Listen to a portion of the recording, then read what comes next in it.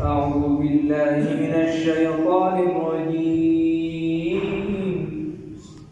بسم الله الرحمن الرحيم.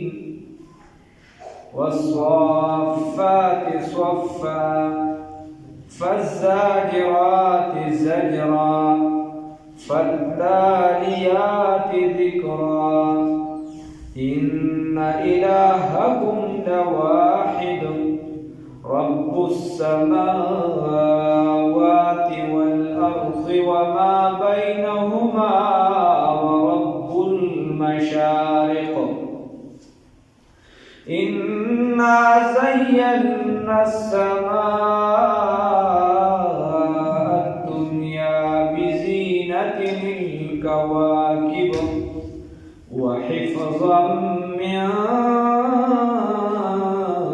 كل شيطان مارد لا يسمعون إلى الملأ الأعلى ويقذفون من كل جانب دحورا ولهم عذاب واصب إلا من خطف الخطفة فأتبعه شهاب ثاقب. صدقت يا رب العالمين.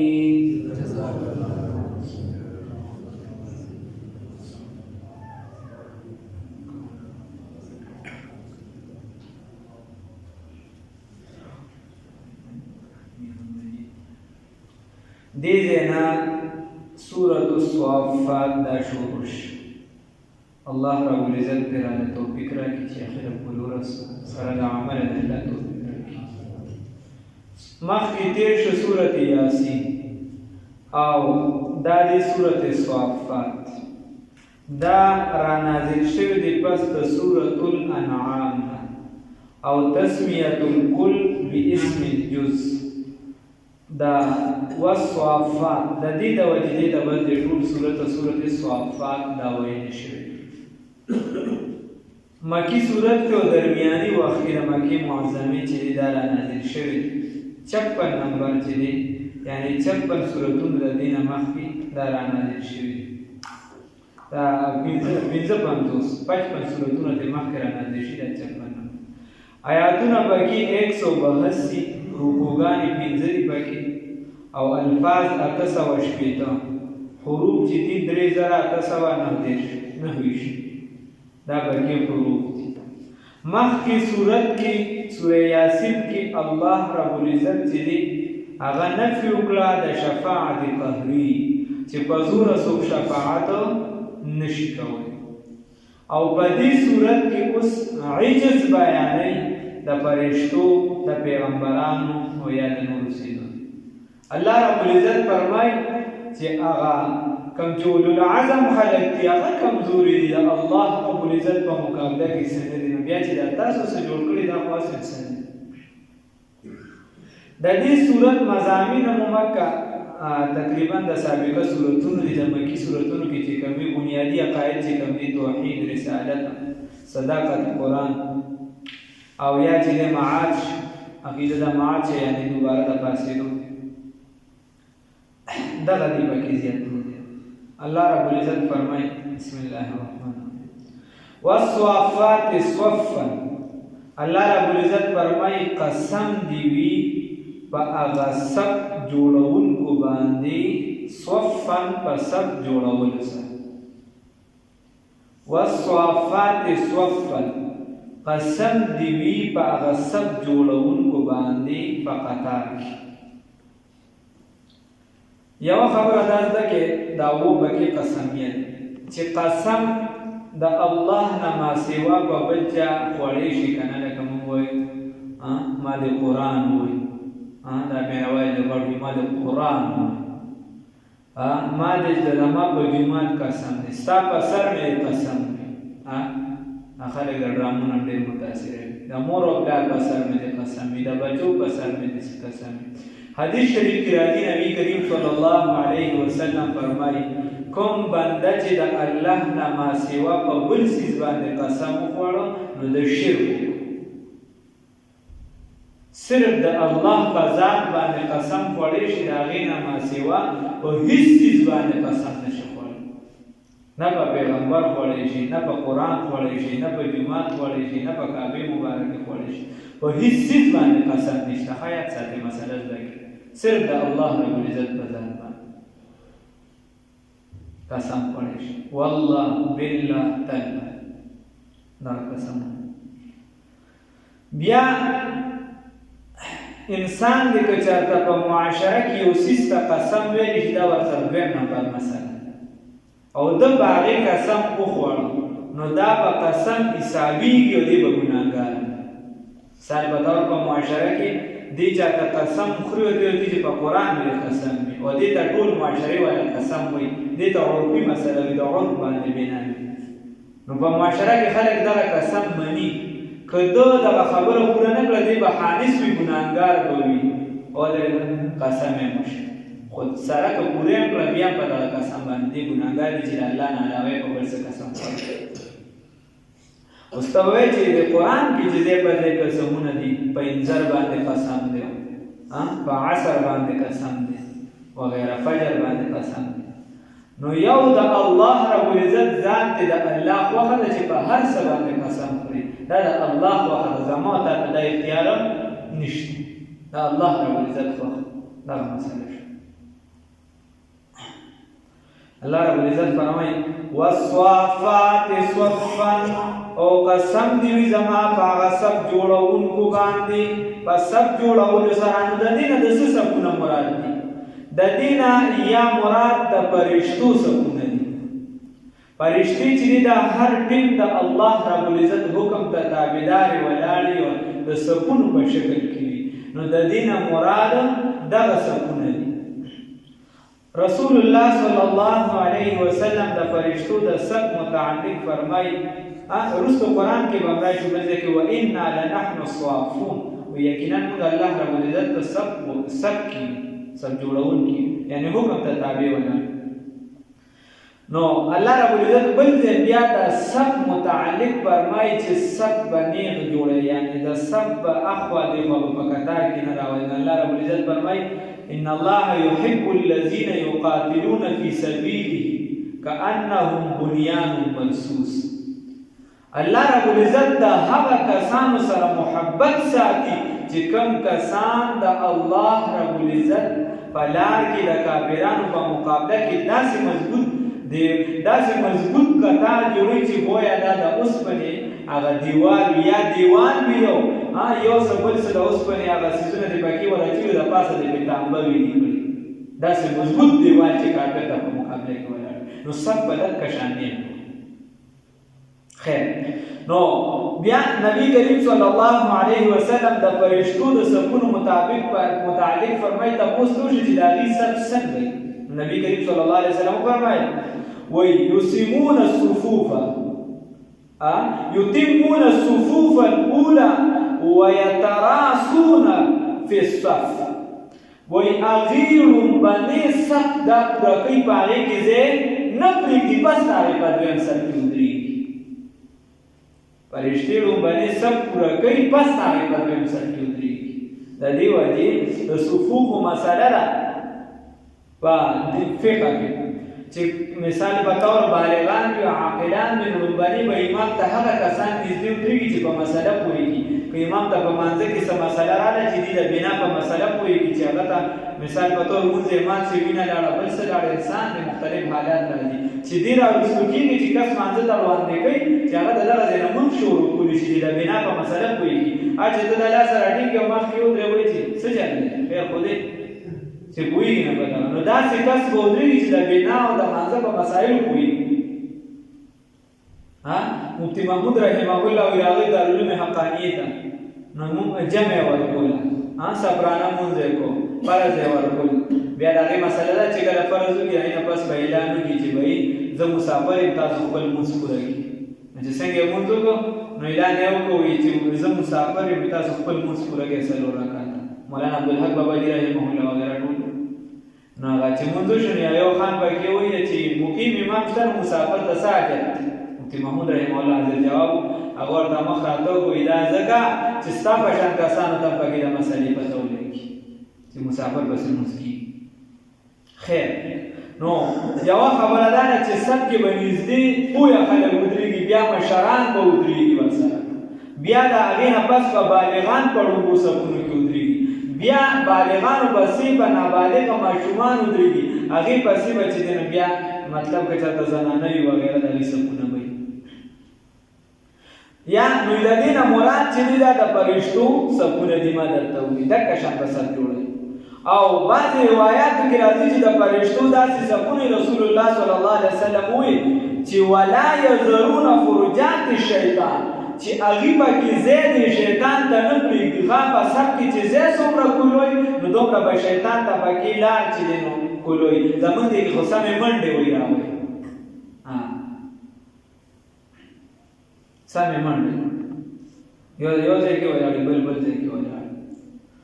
او د صحابو د صفونو باره کې راځي صحابه په خپله فرمایي رسول الله صلی الله علیه وسلم به داسې صفونه زموږ جوړول کانما یسوا لها القداح، وایي ګویا زموږ صفونه بحلق دا، وایي زموږ صفونه داسې لکه د غشي په شان چې غشي به یې د یو سره را شروع کړو نو بل سر ته به وکه شان نیغ په نیغه ورته چا سر به نه ټچ کړي. عمر رضی الله تعالی عنه به چې دی که عمل کړی به غش درځو. الله رب العزت تعالی توفیق راکړي. یا دې مراد د فرشتو دغه صفونه دي. والصافات صفا، یا دې مراد د مانځه صفونه دي.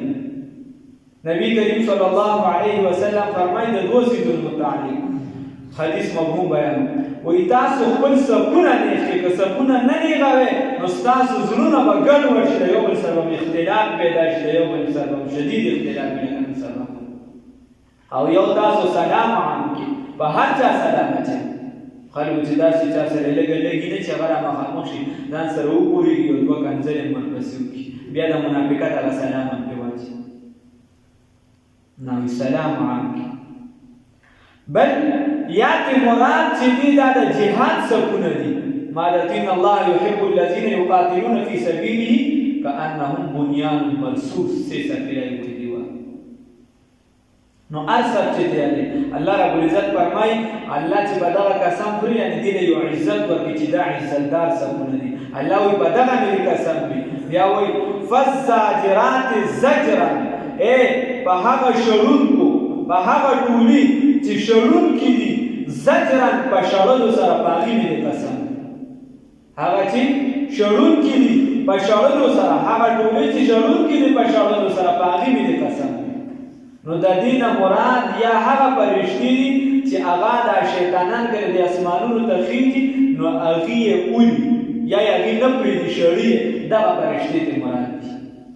یا هغې دا ولیت چې کله ترمذي شریف حدیث دی دا چې دی نو دا فرشتې په چابکو باندې وایي یې چې کوم ځای ضرورت وي نو هلته یې رسوي او ورسره دا ذکر هم کوي سبحان الله وبحمده سبحان الله العظیم. څه شی تاسو مو وایئ سبحان الله وبحمده سبحان الله العظیم، دا ذکر هم ورسره کوي او دا ولیت چې دی دا شړي دغه اواز پکې چې راځي تاسو پکې وایئ.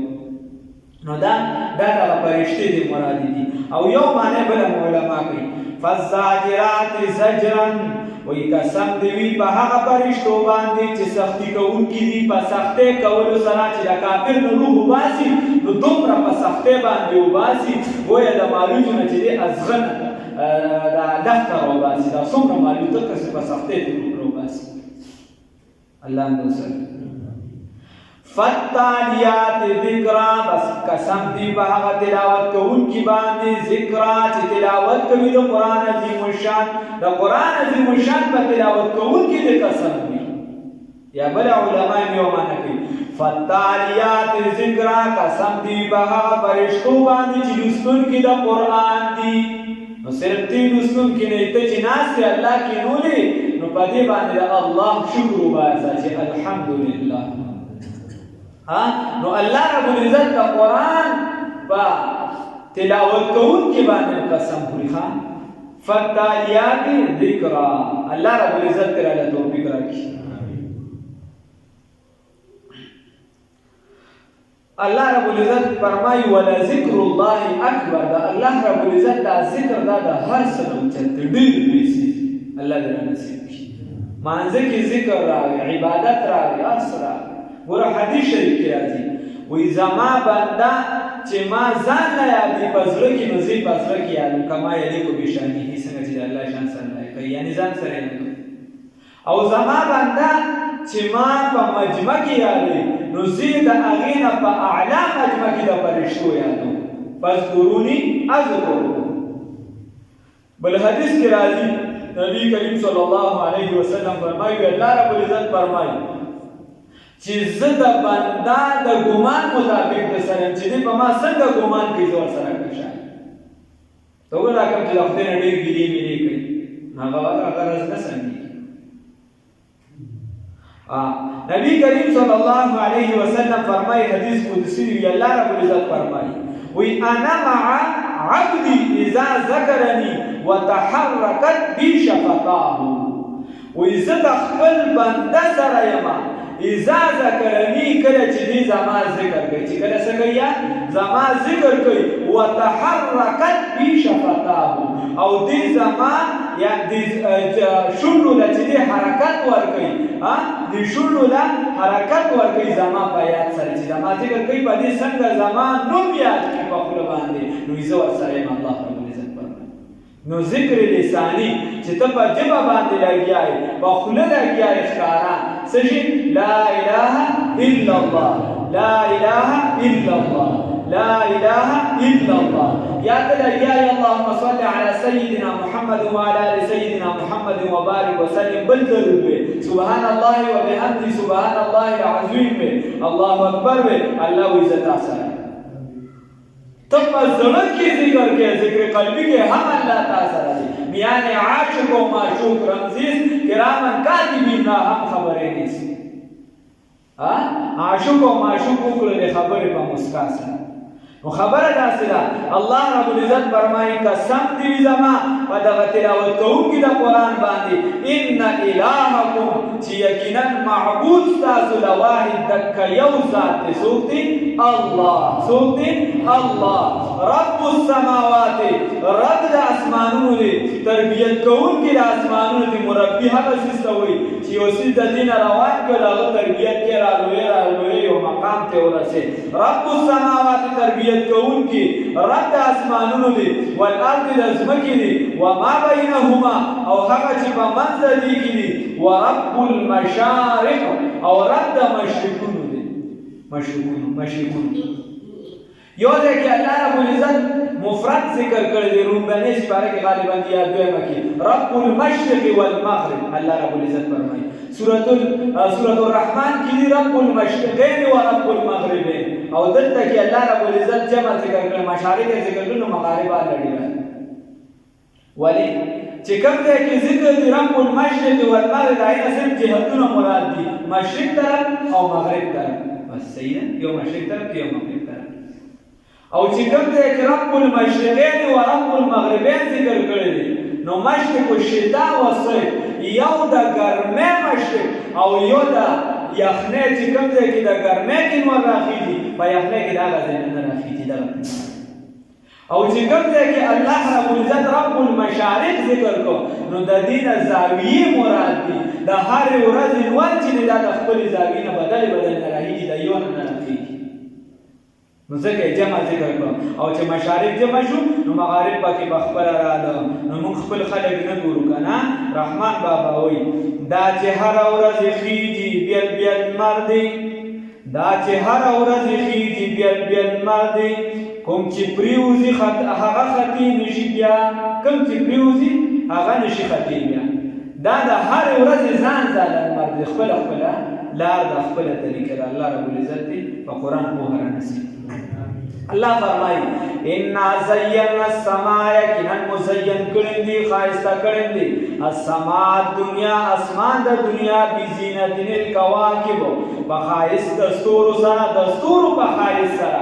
گویا دا ستوري لامبو وهي په دې اسمان کې دننه، یا دا گویا د ستورو ته نوراني تار د اسمان نه راځوړند دی او دا چمک وهي، نو دې سره ښایست ورکړی دی اسمان لره. او دا یو منوي بزینة الكواكب وحفظا او حفاظت کو منگا اللہ رب العزت فرمائی دی اسمان من کل شیطان دا ہر شیطان مارد سرکشنا دا سرکش شیطان دا رانیان ببر خطل دی باید تا یو سبل سوال دا دلتا براتر بیا گردی نجومیان و کاہنان متویل دیتا بے خبری کولے او بلدے کی برازی و بالنجم هم یهتدون دی بابا دی خلقو با دوم را پویا واغیتا چی پا دستورو بیداری معلومونه بلکه اوسا پوری بازی مشران آگی چی کمی پاکوانی خبری دی پا دستورو بیداری معلومونه دکشان دا کشتو دا چلاول وغیره دا دی طرف تلاب دا دی طرف تلانکی ستوری نو وغیره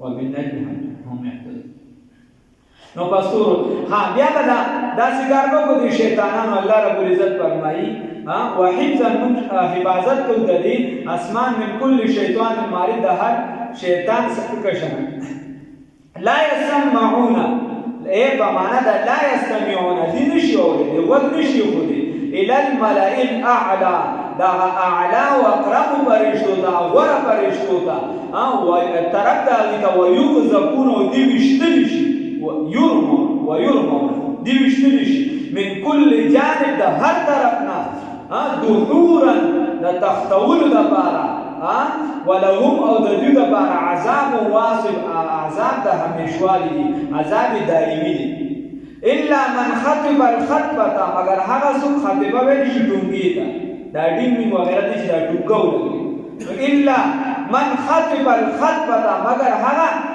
چې ټونګو لګوي د دینه په ټونګه لګول سره یا الا مگر من هغه خطفا چې سوکي چې را او تختوي الخطبه په پورا را تختول سره فاتبعه نرست د پسولګي شهاب شغلا ساقب سوزونکی خبره داسره الله رب العزت فرمایي چې دا شیطان دی به داسې کارو کوي چې د یو بل د پاسه بیا وکړي یا بچنی په لا با الوتیش اسمانونو پورې ورسېږي اسمانونو پورې چې دی لاړ شي نو دې پرشتي د دې خپل لارې چې په لارو باندې راځي نو یو بل سره د الله رب العزت چې کوم احکامات او علامې داري خبرې کوي نو الله رب العزت فرمایي چې یا خدای سره پیډونو او کدي راشي پرس کاغذه ته ورسي نو دې د اغینه څخه خبره دارو تخته ای خبره کوي دی اوري چې دې څنګه اوري دې بس شهاب ساقي وشي دا ورپسې شي دې یو نه بل ته پاس کې بل هغه کاهن نه جادوګر د چیرونه سیمان نیمګړي خبرې سره هغه ورسره دروغ نور شامل کی او د هغې د وجې چې دې خلک بیا په هغې ګمراه کوي شهاب ساقي ورپسې ولګي شغله د اور ورپسې ولګي په هغې سره دې اوس ودي ښه نو ته وایې چې شیطان سره په قیامته پورې وعده ده هغه د خاص شیطان سره دغه معین یو شیطان مشره چې کوم دی نور شیطانان سوځي مړه کېږي تباه کېږي الله دې موږ بچ کړي یوه خبره شوه بله خبره دا شوه چې بیا مسله څه ده نو حدیث شریف کې راځي نبي کریم صلی الله علیه وسلم فرمایي چې څوک سوالګري لره دا کاري ده او د هغه نه تپوس وکړو فعال یې جواب شته چې وایي زما څه دي دا خلک ګیلاس راله ورو پلانکي دغلته ودونو کې به م راځي پلانکي هغه خلک په څه باندې اخته دي نو آخر چې لاړ والله او ده د هغه خبره ومنله مطلب ورته چې ستا دا سیدي او ورته ټیک ده چې ده ورته دا وي نو د څلوېښت ورځو چې دی د ده مونځ نه کېږي ثواب یې نه کېږي بلکل فرض ادا کړو ثواب یې نه کېږي بل حدیث کې راځي وایي ته کفر وکړو په هغه څه باندې کوم چې ما راوړی دی نبي کریم صلی الله علیه وسلم فرمایي وایي ته په هغې کفر وکړو بل حدیث کې راځي وایي 40 ورځې به د ده توبه نه قبلېږي الله مو ساتي والصافات صفا قسم دی الله رب العزت فرمایي قسم دی زما هغه سب جوړونکو باندې په سب جوړولو سره فالزاجرات زجرا او قسم دی زما په هغه ټولي باندې چې شړونکي دي په شړلو سره یا په هغه سختۍ کوونکو فرشتو باندې چې سختي کوونکي دي د کافرو سره په وخت درود فتالیات ذکر قسم دی باغ تلاوت کوونکي د قرآن باندې ان الهکم یقینا اے رب استاسو لواحد دک یو دی رب السماوات رب د اسمانونو دی والارض و د ځمکې دی وما بینهما او هغه چې د دې په منځ کې دی ورب المشارق او رب د مشارق دی د مشرقونو دی انا زجنا السماء یقین خایسته کړي دي موږ اسمان د دنیا بزینت للکواکب فخایسته ستورو سره وحفظا وحفاظت هم کړي دي من کل شیطان مارد د هر شیطان سرکشنه لا يسمعون نأوري إلى الملأ الأعلى ونشي خذي إلى الملأ الأعلى وترد أعلى فرشتوتا ويقذفون أو يشتري شدي من كل جانب دهر طرفنا دحورا لتختول دبارة وتختي ولهم ددو دبار عذاب واصب عذاب دهمش والدي دائمي إلا مگر من حغسو خطفا چراو تختوی الا من مگر حقا خطفا چراو تختوی الخطفتا پا برا تختول سرا فاتبعون رستو لگی دی پسی شہابن اغا شغلہ دور ساقب سوزون کی شغلہ سوزون کی اللہ رب العزت